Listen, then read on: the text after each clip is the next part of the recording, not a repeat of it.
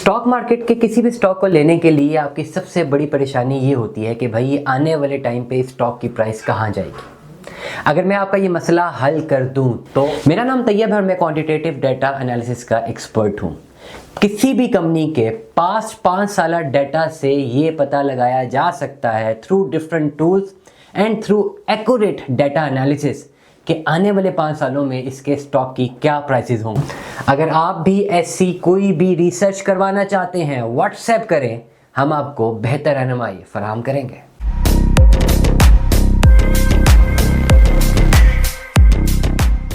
अस्सलाम वालेकुम दोस्तों, बहुत इंपॉर्टेंट लेक्चर देने जा रहा हूं। बहुत इंपॉर्टेंट है, इसको ज़रूर अंडरस्टैंड करें।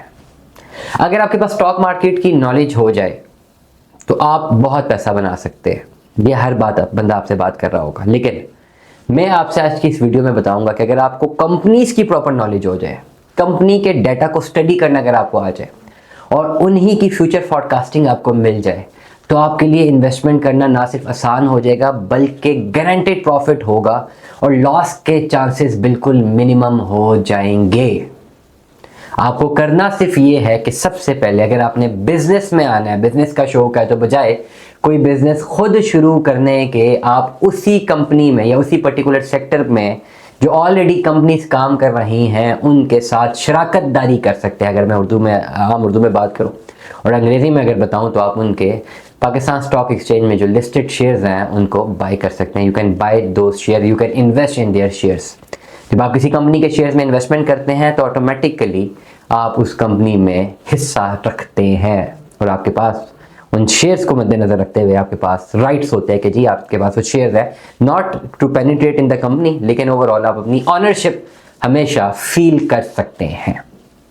पाकिस्तान में बहुत सारे सेक्टर्स हैं जिसमें काम चल रहा है। आपने क्या करना है, इवैल्यूएट करना है उन सेक्टर्स को जिसमें एक तो आपका इंटरेस्ट है नंबर 1, लेकिन आपके इंटरेस्ट से ज़्यादा आपने उन सेक्टर्स को इवैल्यूएट करना है जिन सेक्टर्स की डिमांड बहुत ज़्यादा है।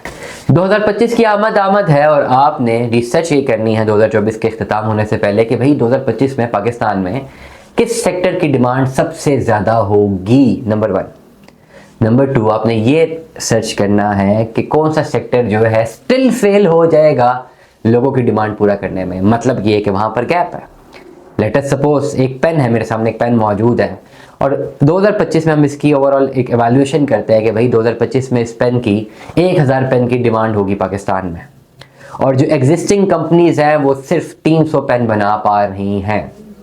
तो मतलब साफ है कि एग्जिस्टिंग कंपनीज ने किसी ना किसी तरह अपने टारगेट्स को अचीव करना ही करना है, ग्रोथ होगी ही होगी। और अगर वो ओवरऑल 1000 पेन ना भी बना पाए, जो 300 पेन वो बना रहे हैं वो तो सेल होगा ही होगा, तो इन कंपनीज का नीचे जाने का तो सवाल ही नहीं पैदा होता।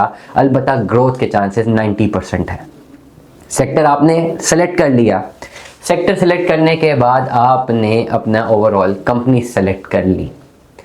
हमें आपकी कहाँ ज़रूरत पड़ेगी कि हम आपको करके देंगे डाटा एनालिसिस। जिस भी कंपनी में आप इन्वेस्टमेंट करना चाह रहे होंगे, हम पास्ट ट्रैक रिकॉर्ड से 5 साल के रिकॉर्ड से उनका डाटा एनालिसिस करेंगे और डिफरेंट सॉफ्टवेयर्स को, टूल्स को यूज़ करके अगले 5 साल की प्रेडिक्शंस देंगे जो कि हमने नहीं देनी होगी, वो टूल खुद दे देगा एनालाइज करते हुए पिछले 5 साल का डाटा। लेट अस सपोज पिछले 5 साल में जो कंपनी ने परफॉर्म किया 0 से लेकर 10 तक का, अगले 5 साल का वो टूल डाटा आपको बता देगा कि भाई अगले 5 सालों में ये 10 से 20 होने लगा है, 10 से 30 होने लगा है, 10 से 40 होने लगा है या 10 से 4 होने लगा है।